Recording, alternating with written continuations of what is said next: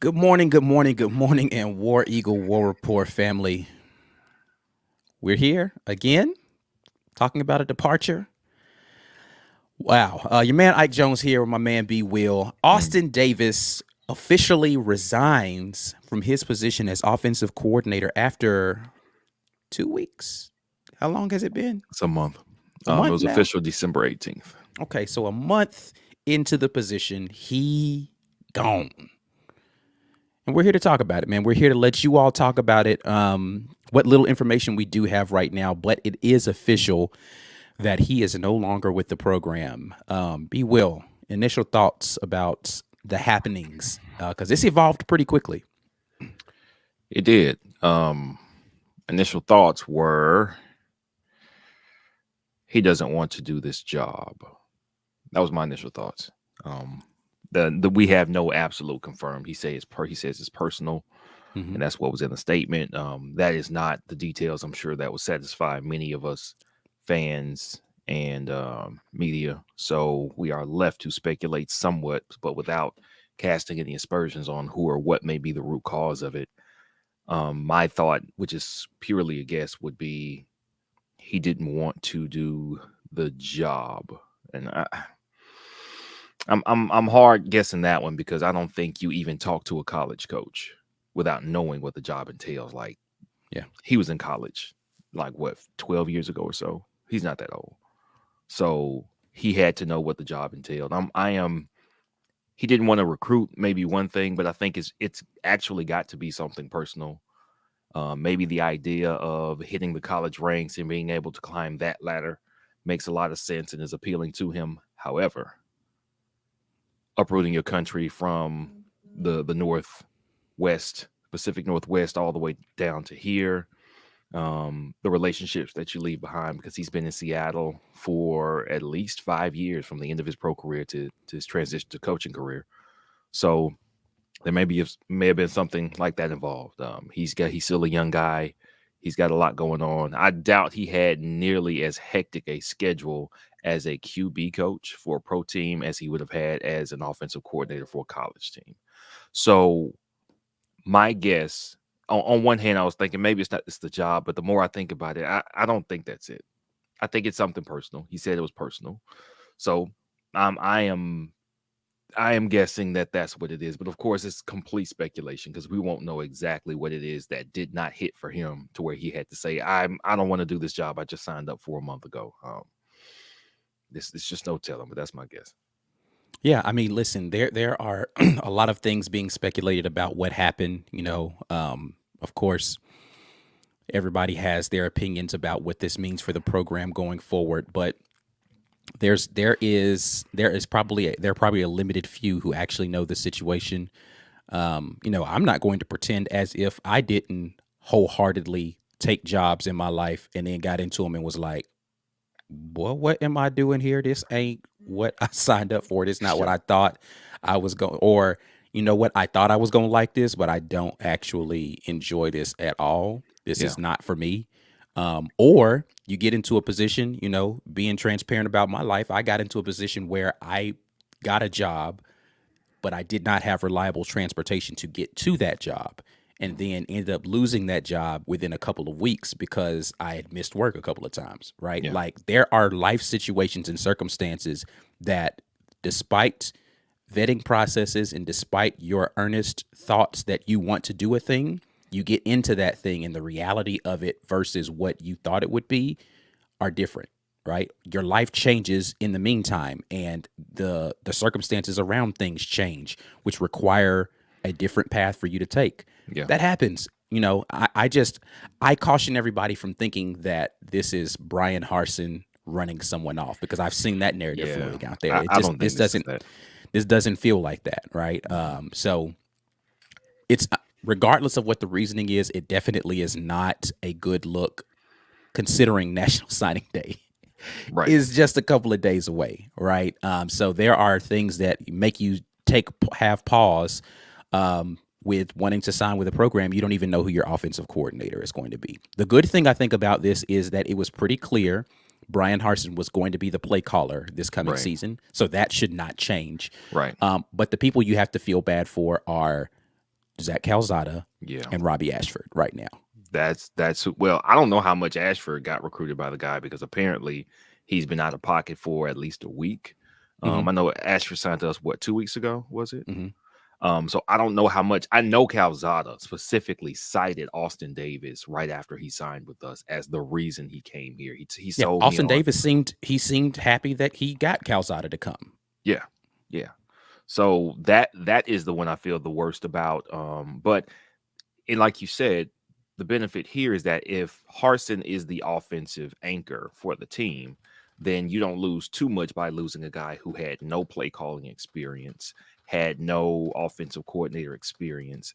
You don't lose too much. He was going to be a developmental piece as well, even as a coach. So the good thing is that now you don't have to waste time with a guy maybe half-assing it because his heart's not in it, or this isn't what he really wants to do. He doesn't want to hit the road and recruit, or he doesn't have the time to go back to the Pacific Northwest and maybe, keep up those family connections like he wants to. Because if that was going to eat away at him, it was still going to eat away at him, even if he had stayed. So you don't want him doing that. You don't want anybody who's half out. You have to have somebody that's 100% in. Right. And the benefit for Harsin is you get to find that guy. Now, the problem is the coaching carousel has pretty much stopped. People have settled into these roles. Now, a couple people still getting poached here and there from teams to other teams. But what we have at Auburn right now is a guy who says, nope, my way, I got it, get out my way. This is not the good old boy connection network that a lot of coaches in the region and in certain coaching circles may have had. This is not that. A lot of good options have settled into new roles that are better roles than it would be here, where you're already locked down, where the coach is going to tie your hand. I want to say tie your hands because Harsin could find somebody who philosophically agrees with him, but we've seen a couple people that we were targeting in the offseason go somewhere and get full reins, of an offense as an OC, already play callers, already quarterback coaches in their past. So I don't know how much sense it makes to try to find somebody. Excuse me, I'll say that wrong. We've got to find somebody. I don't know who. I have no idea who. Like, that's the question. Is there anybody out there who, number one, philosophically agrees with Harsin, number two, is ready to jump ship at their current job to come be an OC this late in the cycle? I have no idea. Yeah, I mean, listen, there are definitely other coaches and programs around the country still dealing with this same issue. But, it is abnormal for Auburn to be in this position. It's just a weird space to be in. I'm going to jump in here and grab a couple of chats here. Walt Taylor, appreciate the super chat, the statement says, I've made my decision to step away from coaching football. Sounds like he's altogether out. Listen, I'm gonna be fair on this. That's the same thing Derek Mason said before he dipped out too. He said he wanted to take time away from football, and you see he ended up with another job a week later. So listen, I'm not saying that that's not the reasoning. It seemed all signs point to, though, this is really something personal, right? And he just needs some time away. Cleveland Brown says AD got cold feet, and we need an OC that wants to be here. Couldn't agree more. The timing sucks, but I think it would have been worse if he had like a breakdown in the middle of the season and he was like, you know what, this ain't for me. And then, right before we're supposed to travel to Georgia, he's like, man, peace. What I'm saying? Like, so there definitely are worse timings. But yeah, this isn't the best. But again, I don't know that there's really a good time. There's just bad and worse it comes to, yeah. So the further along we would have gotten, the worse it would have been. So yeah. I just wish it had been a decision before he got hired. Bryson Bridges, why can't we just make Grant Loy the OC? Go ahead and say it. Why can't we make Grant Loy OC and be done with all this? You know what, Bryson? That's nonsense. Don't say stuff like that. Stuart Donald says, I'm in a job that turned out to be nothing like what like I was expecting. I'm torn between suffering through or going in a different direction. I get it. Listen, it happens. It absolutely happens. I think people forget the humanity. Like, for some reason, we remove people's humanity from situations when we are looking at stuff like this and forget that stuff like this happens to everybody all the time. So it's not unheard of for something like this to be. It just sucks as fans because you want to see more stability with your program. Right. But, we got to figure out how to interject humanity back into these situations and Yeah. not feel like, man, well, screw him. And it's like, I get it, you're upset, but that man has a whole life that he's trying to figure out right now. Right. And I'm not about to sit here and judge him for a decision that he made, whether I like that decision or not. That's Right. not my position to be in. Again, maybe I understand it differently because I've been in maybe not as high profile a situation, but a very similar situation. And, again, you make decisions about things that you think are going to be long term, and it doesn't end up being that way. And there's nothing wrong with saying, you know what, this ain't it. I need to find something else. Right. And that's human nature. I mean, we find out more about ourselves after taking on new experiences than we knew before. And that's how life goes. And whatever was tugging at him, I'm always going to look at this as a bright silver lining, because I don't know how many of y'all have been doing something that you don't want to do and how much more energy that takes away from you. And it makes it even harder to do what you're being asked to do if you don't want to do it. I saying you've been in a situation like that. I've been in job situations like that. When you don't want to be there no more, everything about that job just gets twice as hard. Right. It's heavier and you're more tired at the end of the day. And Yep.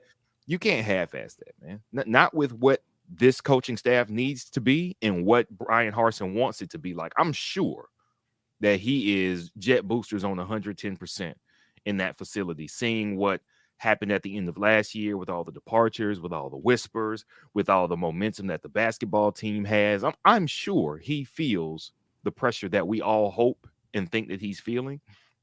And the last thing you needed was a guy that you just brought in dragging his feet and down and not really feeling what you got going in the building. Like that can't happen. Yeah. Now, could you have identified some of that before? Maybe that's a fair criticism of Harsin doing the hiring. I don't know how much did Austin Davis show. Austin Davis might have really felt like, yeah, I can do this. This is great for me. Again, you know what I mean? This happens. Listen, either anybody who doesn't understand how this can happen either has not been in that experience as an employee, or you have never been someone who has to pull the trigger on hiring, because this definitely happens where a person comes in. I have been a hiring manager, and I've sat in interviews with people and thought, oh yeah, this person really, they want to be here, this and this and that. And a couple of weeks, couple of months into it, I'm like, no, this might not have been the right decision. Yeah. And you start regretting it. And you honestly, in your mind, are hoping they get tired before you have to fire them. Right. Because it's never fun firing somebody. Right. In situations like this, firing him have financial, repercussions, right? So like he has some sort of buyout that would have had to happen. So it's better if he walks away in that situation. But I'm going to go to the chat a little bit more here and let you guys, we are here to let you all vent. Our guy Lance Daw in the comments, the individual loss of Austin Davis may not be the end of the world, but the collective is what concerns me concerns me with Auburn football. It's not looking great for the Tigers right now. There is literally no denial that is a factual statement, Lance, that the perception of the program is taking a hit. Yes. I just don't know what that feels like from the outside to recruits, number one, and to potential new offensive coordinators. Right. Like that's really the biggest issue is like, how does this look to anyone who wants to come to Auburn for the football program? And we juxtapose that with the basketball program right now, right? Like you see the stability in that staff, you see the stability in, in the program in general with the head coach. And then you see this instability on the other side, and you have to wonder, does it all stem back to the head guy, right? Like, is it a thing where, the environment that has been created here for the football program is not conducive for stability? Right. And that's fair. I personally think that the coach, Brian Harsin, he got screwed from the beginning.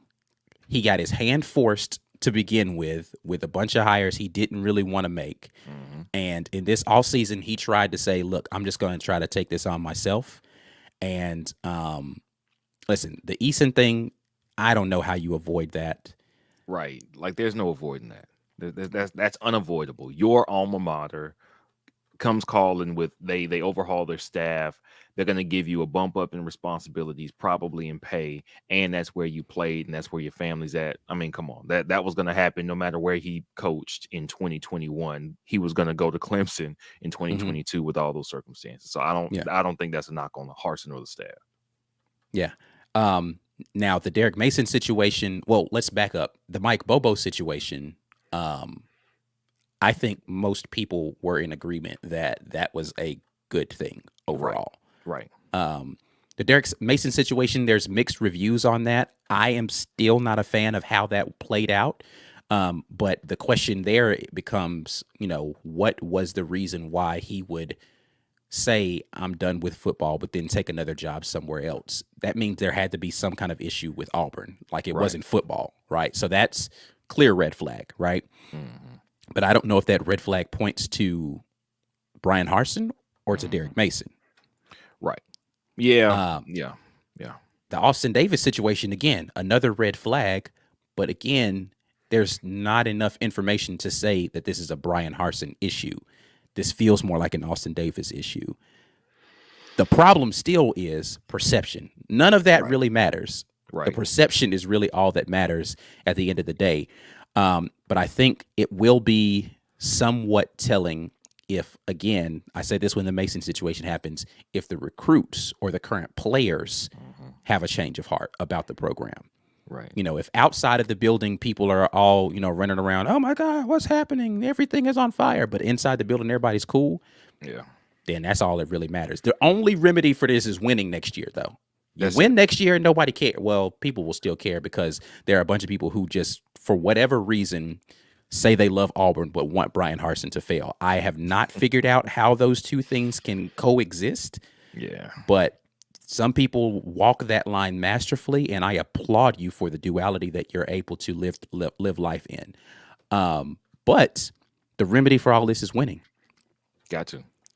Like that's it. That's the only thing that's going to quiet the rumbles right now. And I think you are much more of the, hey, this why is this bad just because we think it's bad or we feel it's bad, because we don't have the tangible evidence to suggest this is bad. I think as far as on-field product, Harsin was going to design the offense. Harsin was going to call the plays. I don't think that much has been lost here. What you've lost is the QB coach. And really, I think that's probably because Brian Harsin wouldn't have time to call the plays, run offense, design offense, and coach the QBs hands-on. Now, we know he will coach QBs because we've seen it in practices. We know he will do that. So my thought is springtime, well, he's got to get somebody in, but I don't think that holds up anything as far as the spring goes. The only thing that you need from that position, as it was going to be built on this staff going for the fall 2022 season, is somebody who understands the quarterback position, who can teach it technically, fundamentally, and schematically, and that person to be an active and willing recruiter. That's it. That's what you need. Everything else that was going to happen in 2022 is not affected. The guys who are in here now, D. Davis can leave because he just got here. Holden Garner, I guess he could leave. He just got here, but I think he's pretty tied to Harsin and on board with Harsin. Calzada, even though he may really be having a change of heart, you just burned your transfer, man. That's it. Like he is stuck here. If he was attached to Austin Davis, he's stuck. Hopefully, what we saw at the basketball game and him, being connected to the other players, hopefully that has some value and he doesn't feel completely alienated right now, but he's not going anywhere. Robbie Ashford, he's not going anywhere. Once you use that transfer, man, you're going to go somewhere else and give up 2 years, because then you go there and you got to sit a year. So you're not going to play until 2023. That's not going to happen. So they're going to sit here and they're going to ride it out. The best thing that we can hope for from a fan perspective is that these guys buckle down and say, well, this is what I got to do. I'm going to go out here and ball out, because this is still a major SEC program. And if I win this job, I'm front and center. I'm in the spotlight, and I've got a chance to go up against all of these teams for an entire season to show why I'm that guy. And that's the value in us being Auburn still. We still are the spot. We still have the spotlight. We're always going to have that spotlight. So it looks bad perception-wise. X's and O's, I don't know how much this affects anything. And as far as QB recruits, which is really Austin Davis's primary concern, Those are here. We're good. We were going to be locked in until 2023. Excuse me. Yeah, 2023 at least. Like this may affect recruiting for next season. But honestly, how many more QBs could we take on for next season? Yeah. Yeah, I So mean that the QB room is already full of guys who have tons of eligibility. right. So I think the work was going to be in development, but again, Yeah. the transfer portal is a beast all of its own. There's literally no way of predicting what happens with that situation. So we would definitely have to play this by ear every single season. I like this comment here from Lawrence. He says the issue is that we haven't had to do a rebuild at our program in a long time. Malzahn has success too early. Hey, that's I think that facts. this has Yeah. tainted people's perceptions. I mean, really, the last two coaches, right? When you think Right. about what happened prior to Malzahn with the national championship, the early success of the coaches. Listen, college football is a completely different beast than it was back then, Yeah. It right? is. Like we're talking about 2009, right? Mhm.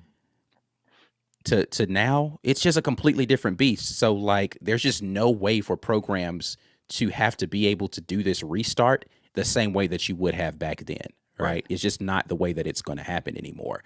And I do think that having the same head coach for 8 seasons and not having to, but like even in that Gus Malzahn tenure, we had multiple offensive coordinators in and out of the program, multiple defensive coordinators in and out of every season. It seemed like we were restarting with the coordinator positions. So it's Yeah, we not were. as if this is like some new thing. We had stability at the head coach for 8 years, Right. but the coordinators were playing musical chairs. They were. It never seemed that they were leaving for the same reasons that they're leaving now, though. And I think that's Yeah. that's what's the most concerning. Like Ellis Johnson, he got fired because we had a terrible defense in 2014. Muschamp was in and out one season. We got Kevin Steele, which was a stabilizing force on the defensive side. So that was a good hire there. I mean, it turned out not to be a very good hire. We didn't know that till later. But on offense, it seemed like once Gus's hand was forced after that first game against Clemson in 2016, somebody said, "Hey, give me the playbook, man. You ain't gonna do this to us no more. You ain't gonna be out here embarrassing us with 8 QBs and not scoring enough points." So from that point forward, the offensive side of the ball was in turmoil. We couldn't keep the same coordinator for more than 2 years. I remember there being reports after our first road game at Clemson in 2017. That's when we had Stidham, but Chip Lindsey was our OC. That Chip Lindsey is available again, by the way. Oh, he is. That's right. No, he signed on somewhere. Yeah. He signed on. It ain't Auburn. Yeah, that's right. Anyway, continue. Yeah, that first game that Chip Lindsey had to. I'm not saying I want Chip Lindsey back. I'll just be clear on that. Yeah, they were saying that Chip Lindsey confronted Gus Malzahn like in the hallway or something. But he was angry at Gus either overriding his calls or having his hands too much in the play calling. So nobody played too well with Gus on offense. But that didn't seem to be a concern. And I think the reason it wasn't a concern at the time was because we always thought, but this is Gus's system. Right. All right, so you can bring in whoever you want to as OC, even though Chip Lindsey's system did look different. There were some Gus things as far as how the offensive line played that were similar, but it was a different system. It was definitely short pass, West Coast type thing. And it's incredible to me that now we're maybe because Gus had a few years to establish what we thought of who our team was first, and then all the turmoil happened. Here, it's happening right up front. And we're like, what in the hell is going on? We don't know if this is good or bad for the program or for the product because we don't even know what the product is. We're sitting here. We're supposed to believe that wasn't your OC. That may not have been your DC. Well, who are you? And that's a question we asked in the offseason. If we're going to be able to sell this thing to recruits, we have to know who we are so we can tell them what we're selling. Now, Harsin can go into homes and sell it. He can say it because, of course, he's the source of how all this stuff is going to work. But for us on the outside looking in, if we're not a recruit, if Harsin's not coming to our door telling us, hey, B. Will, here's how I want us to play offense in 2022. Well, I don't know then because we're not hearing it straight from the horse's mouth. Right. So we're left to speculate. We're left to guess. And honestly, I don't think it matters what we do or don't know because whatever's going to happen this fall is going to happen. And maybe that's the illusion that we have as fans that we have some type of not control over it, but we want to feel good about what's going on. But honestly, did we know things were as bad as they were behind the scenes when Gus was here in 2017? Yeah. We didn't know that Kevin Steele was making a play for his job early or that Chip Lindsey didn't like him, but all of this stuff was happening. We just didn't know it. So we felt good because we had just had a good season. He got extended, but we didn't know that all that stuff was about to come to a head. Right now, we feel terrible because of what we see, but what we don't see is how qualified and how good of a coaching staff he may already have in place. How good one of those, all we need is one of those QBs in that room to step up and be the dude. We just haven't seen it. And it everybody's a little uncomfortable because of that, understandably, but we just got to be patient. Yeah, that's hard to do as fans. I get that 100% because it doesn't look good, right? But again, the results on the field ultimately are all that matter. And we have not seen a single result on the field post all of this turmoil. So if it works out, then great. If it doesn't, then we have to point back and say, listen, none of this stuff was good, right? But if you are ready to be in that space already, I can't blame you. I just said I'm not ready to join you there. Right. Renaissance Man 2008. Do you think that the relationship between Harsin and P? Oh Lord have mercy. TPB. Who is this? Who's TPTB? I don't even know who that is. It seemed to be a pattern of Auburn coaches facing adversity, circling the wagons, insinuating insulting themselves with their guys, insulating themselves with their guys. I have no idea who TPTB is. Yeah, I don't either. I don't know who the acronym is. Help me out here, and I can answer that question better. Kenneth says, at the end of the day, this wasn't a total rebuild. I don't know how that's true. And Harsin never rebuilt anything anyway. There's a lot of people who haven't. He came to be ready-made situation at Boise State and Arkansas State. He clearly is in over his head. Clearly in over his head. I want you to give me your list of. That's what TPTB are. Oh, the powers that be. Got it. Yeah. I want you to give me the list of the 5 coaches who are known for doing rebuilds that you would have hired. Since Harsin's clearly in over his head, who was the coach that Auburn should have hired that has done a rebuild before and we swung and missed on them that would have come to Auburn? And then, because I just don't know who, like, I'm not disagreeing with you as to whether or not Harsin's in over his head. Again, results matter to me more than perception. Mm-hmm. But you have to just you can't be the genie, or excuse me, the guy sitting here looking at your crystal ball without saying, well, I would have done it this way. It's easy for me to nitpick it over on this side, but hey. Right. All right, so let's go back to this question now that I understand. Do we think the relationship between Harsin and the powers that be is strained? It seemed to be a pattern of Auburn coaches facing adversity, circling the wagons, and insulating themselves with their guys. Okay, so here's what I'm thinking. I think the powers that be have had a very clear impact on Auburn football, and you can trace that at the very least back to Tuberville when they tried to go get somebody else to get rid of him. Now, Louder took the hit for that, but I don't think he was absolutely solo because, honestly, a lot of those guys do what they want to do, and the other ones get on board. If they say, oh, okay, you do it, I'll go along with it. So if enough people feel like they should have a say or a stake in the football program because they are bankrolling it, then what we have never had is a coach who uniquely got to put his fingerprint on the program, right, with 100% autonomy. We have never had that. I think Alan Green went and got the guy who could do that and was willing to do that and understood that he was in shark-infested waters trying to do it. I think a bridge to that was, all right, I'm going to do this my way, but I will accept your suggestions for my staff. I will accept your suggestions for some structure type things, whatever. All right. The result is 1 year in, he like, nah, whatever y'all wanted, nah, forget that. Right. I'm going to do it my way. And I think what we are seeing by him dumping coaches quickly, getting rid of guys who don't fit with the game plan, mid-season coaching firing, as soon as the season is over, other coaches leaving. I think that is nothing but Harsin saying, yeah, this is about to be how I want it to be. Mm-hmm. God bless you. Hope you find something better. Get out of here if you're not on board. I like that.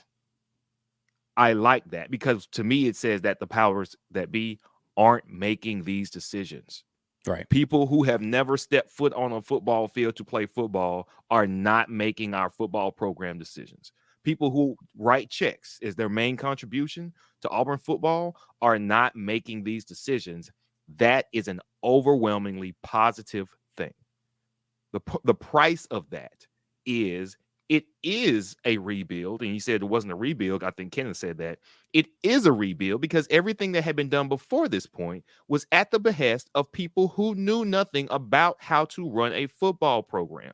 Right. Check writers building teams worked when we happened to get our hands on a generational talent.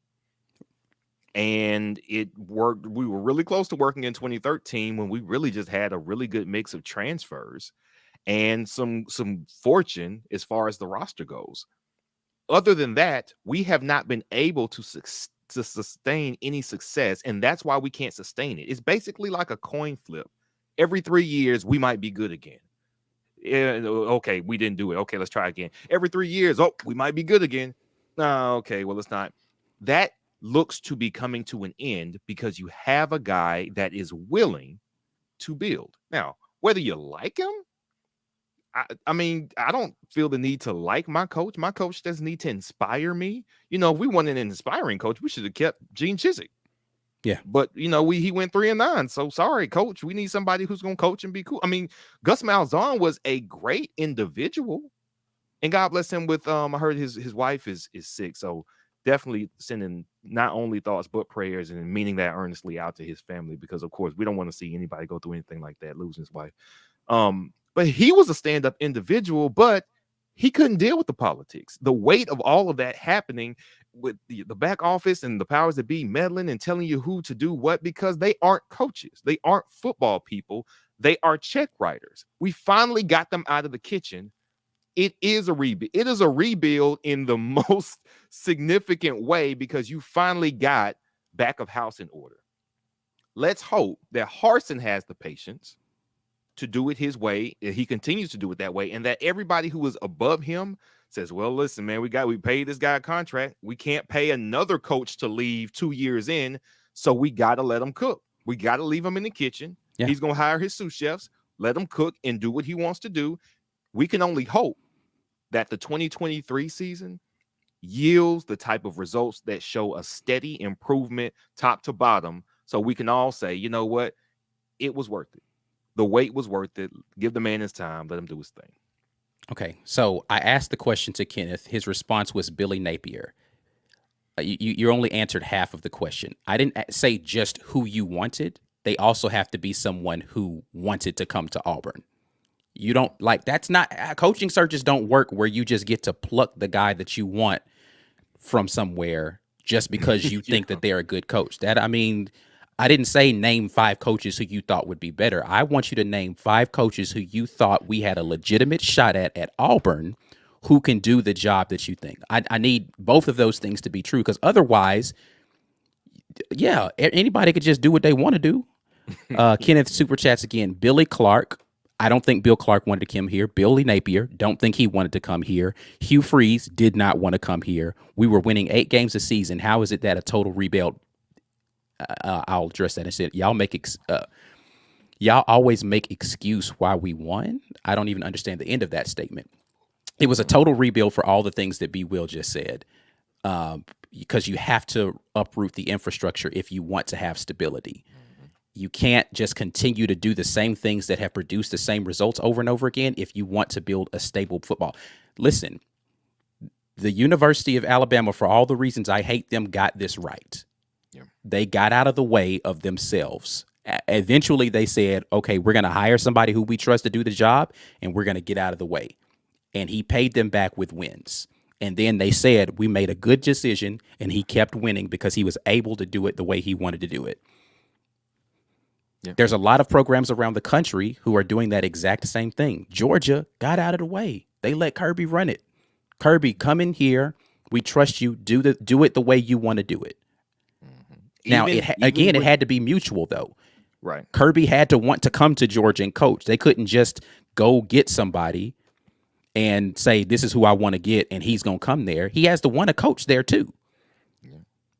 and Kirby was willing to ride or die with this 1985 football Yeah. style and got roasted for it. He lost to Alabama in the biggest game. He lost the We SEC roasted him. championship. We roasted routinely on this channel. Yeah, but he stuck to his guns. The administration stuck with him because in the meantime, he was still recruiting like crazy, but he got it done his way, and that will buy him more time, more leeway going forward. I don't think Kirby will have to leave that job unless he wants to, but we don't seem to give people that autonomy.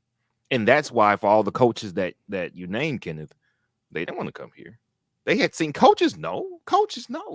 They know what's going on here. They talk to other coaches. What happened with Bill Clark? I agree with you, and I don't know if you were watching us before Gus actually lost his job. Right, B. Will was the biggest. I want Bill Clark in 2018. I was stumping for Bill Clark because I saw what he did with UAB's football program from scratch. Literally, there is not a further down point you can start building than, hey, there's no program this year. We just don't have football anymore for a whole season, and then you bring him back, and it's like, okay, so you want me to start from nothing?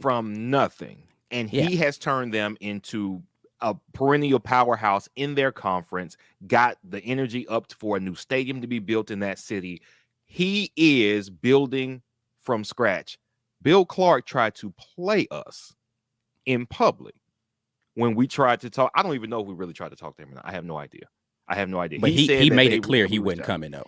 Yes, he tried to embarrass us. So with Bill Clark, that's a great option. He didn't want us, so that's not an option at all. Right. I have no idea. After how the administration has handled the football program and its coaches over the last at least 20 years, who in their right mind, with pride, would want to come here and instantly have your hands tied? Except for a maniac, which is why I'm hoping Harsin works out, because it's like, listen, you see what it is now. Maybe you thought it was a little bit of this. It's that plus some, and he's still willing to stick it out. We have to hope his crazy is crazier than the powers that be, so we can get back on track. Wardam ATL, appreciate the super chat again. A lot of people wanted Cristobal, and he still doesn't have an OC or DC 8 weeks into the job. Imagine the meltdown if he was at Auburn. Exactly. This is what I'm saying. Like, we have to get outside of our purview and understand Auburn's not the only one dealing with issues like this. It's just not, it's not a unique Auburn problem that players are leaving, that coaches are leaving. It's just not. Like, I get it. It's a lot at one time to try to digest. It's a different world we live in college football. And if you are so tied to how it used to be, this is going to drive you crazy every single year until we find our football Bruce Pearl. If this is what you can get used to, players leaving, coaches leaving until they find the right pieces. But again, if you were the coach and you had to be in this situation, well, excuse me, not you. Let me not say you. If I were the coach and I were in this situation, I would 100% get rid of anybody who was not doing it the way that I felt like it needed to happen, because I tried it y'all's way that first year and look what happened. Cool. I gave you a full season of how you wanted it. If you're going to fire me for the performance on the field, I might as well go down swinging with my own guys. Right. Jazzy Joe, our guy in here. I'll let you jump in here, B. Will. Sorry I'm late. Sums up what I've missed. You have missed just, offensive coordinator leaving.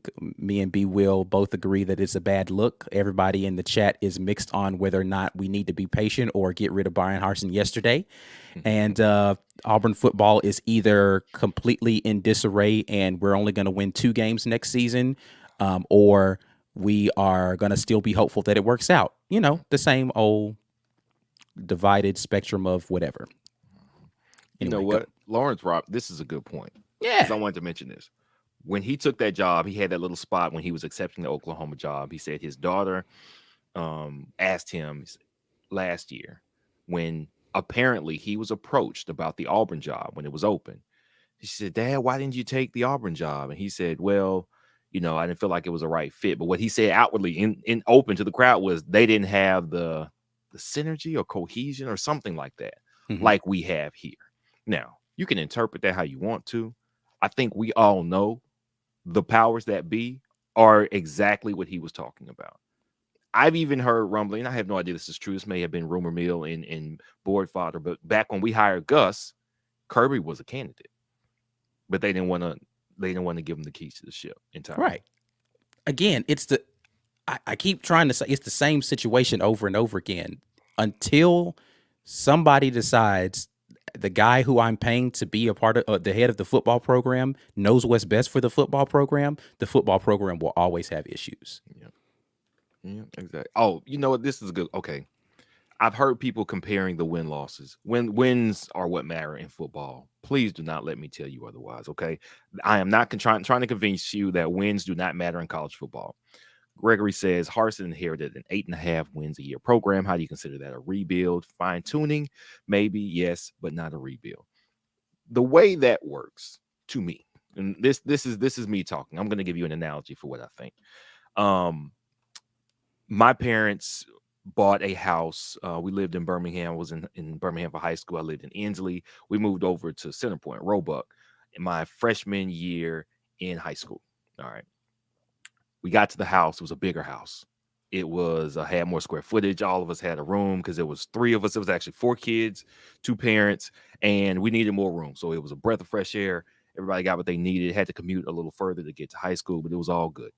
However, about 5 years in, there was we find out that house isn't on city plumbing. It's got a septic tank.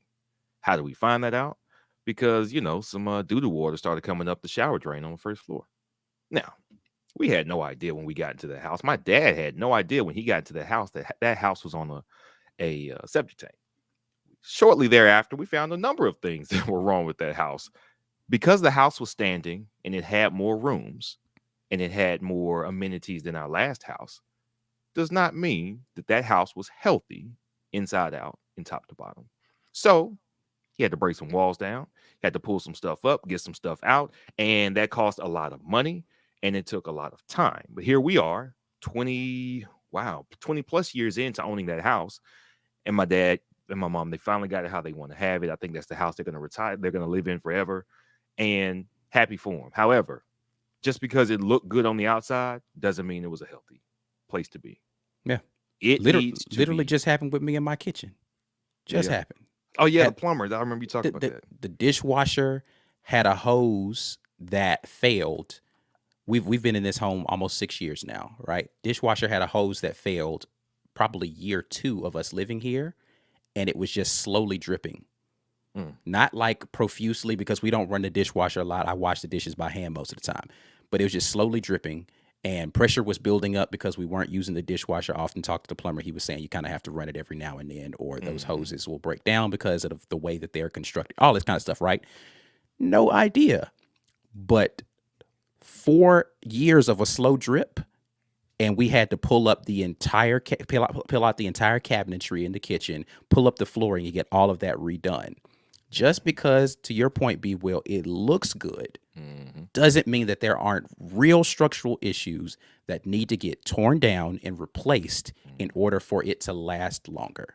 Yep. We have to stop being so comfortable that we're afraid to change, because we could have just been like, you know what, I'm out. I'm just going to buy a new house. Right. Or I'm going to just deal with what it is, and then it eventually becomes it goes from a $8,000 problem to a $12,000, $15,000, $20,000 problem, right? Auburn's administration made the decision, I'm going to pay the buyout now. Let's rip the Band-Aid and figure it out. Well, partially. They ripped the Band-Aid off, and then they tried to put another Band-Aid back on. It was like, why are we ripping Band-Aids just to put more Band-Aids on this? Like, I don't even understand. I'm not saying Harsin is a Band-Aid. I'm saying get out of the way of the healing. Right. Fix it down to the core, down to the first level of what is wrong. And what is wrong is that the powers that be are handcuffing the coach. And that's not to say that the coach is always great, because lost in this example, of course, with Saban and Kirby, is they're actually really good coaches. Now, that's first. We don't know if we have a coach on that level, but we will never find out who and what the coach actually is unless you let him do the job his way. And we have never managed to do that. We've managed to find this flash of success in spite of tampering and hands being tied and too many cooks in the kitchen. But does anybody else not see that there's a pattern to our coaches and why that there's a really high and a really low for every coach that has come through here in the football program over the last 20 years? That is a pattern that I figured people would kind of have picked up on by now. If we want that to change, maybe a coach having 5 years, one SEC championship, and one under 500 season, everybody's cool with that as long as every time that 1 year that we're good, it's a really good year, and then we maybe make it to a playoff. I think maybe it comes down to, are you more comfortable with a consistent 8-4 to 11-1 range where you're never going lower than 8? Or do you want to go to a national championship once every 6 years? But the price is you're going to be under 500 and get a new coach once every 6 years. I don't know what you want. I'd rather be 8-4, 9-3, 10-2 every year. To me, that's a better deal. But I mean, I guess it comes down to what you prefer. Yeah. All right, we're going to grab some more super chats here. Philip Coleman says, as far as OC goes, what about Bodie Reeder? He is an analyst on the staff and helped out during bowl practices. He has experience and won't hit the pockets hard. I think most people, listen, I thought Bodie Reeder was going to be the offensive coordinator to begin with. I think most people think that it's going to be an internal promotion of either Keesaw or Reeder at this point in time. Reeder would probably make more sense since Keesaw is not an OC type and he's not a QB guy. And you can more easily replace an analyst than you could a wide receiver coach at this point in time. Mm-hmm. But listen, I don't know. I don't know where we're going to go. Jazzy Joe says, oh, so a normal day, 10-4. Yes, absolutely, Jazzy, normal day. Walt Taylor chimes in, remember how the powers that be almost brought down, they almost brought down Bruce Pearl by forcing Chuck Person on him. 100% true. Kenneth thinks that that's a terrible analogy. I don't know I don't why. think Kenneth likes anything that other than Harsin needs to get fired. So yeah, that's fine. Appreciate the super sticker there, Justin. I don't know if there was that. something tied to that. Let's see. Ben Bloodworth, we're only an 8-4 team consistently because our field goal kickers were legendary. Without the Carlson brothers, we would have been a 6-win team consistently. I cannot disagree with that. Your wife seems to love the analogy, so we will definitely take that into consideration. I appreciate that. Thank you. Jazzy Joe chimes in. So do y'all think that, so who do y'all think will be our coordinator after the next hire? Thank God we have the War Rapport. Y'all are on par with the basketball team. War Damn Eagle, get your weight up. Free whoever is behind Mike's wall. That's hilarious. Listen, we just kind of went into that conversation about, I think it's going to be some sort of internal promotion. I don't know that there are a ton of guys who are out there that are available and qualified to be an offensive coordinator. It's going to have to be a poach if it is at this point in time. Again, there are a lot of people around the country who are possibly not happy in their positions. Football season is mostly over right now. Maybe there's some person in the football in the NFL ranks that was waiting on their opportunity for a better position because they're a position coach maybe somewhere and they want to be an OC to prove that they can be a play caller. It's possible. I just know that this is something that needs to get resolved fairly quickly. National Signing Day, again, is just a few days away. And, we're going to be on the heels of spring football here in any minute, right? So we need to have something happening at that. So I think that this is going to be something we see them move fairly quickly on. Well, if we see them, move fairly quickly, it's going to be because it's an internal promotion. So I don't know. We'll see. Any other interesting tidbits out here? I don't know. Justin Decker says we need to bring Tommy Tuberville back. Problem solved. For what? I mean, Tommy Tuberville. That's Tony Franklin was pushed on Tommy Tuberville because the admin said, "Hey, we need to put up more points," and we saw how that worked. That was the beginning of the end. Once he took that on, I don't know how it works if you can just go listen, no, and go hire your guy, because I don't know how it works with them, but we know over time, or at least it's been very strongly alluded to, that they make some personnel choices that you just have to roll with. if you want to get continued support. And Tommy wasn't immune to that either. I don't know why it would be different now. Yeah. Lance Stahl chimes back in. We aren't poaching much of anything if we're basing our ability to poach off of head coaching searches in 2020. Listen, I can't agree with you. I don't know why. A lot of people are clamoring for what's the guy's name at Georgia? I don't know why my brain just automatically shut. Dale Mcgee. Dale McGee's not leaving Georgia for Auburn. Like Auburn might be home, but like, why would he do that? Like, I just don't know. Give Joe Brady the bag, says Ryan Ledbetter.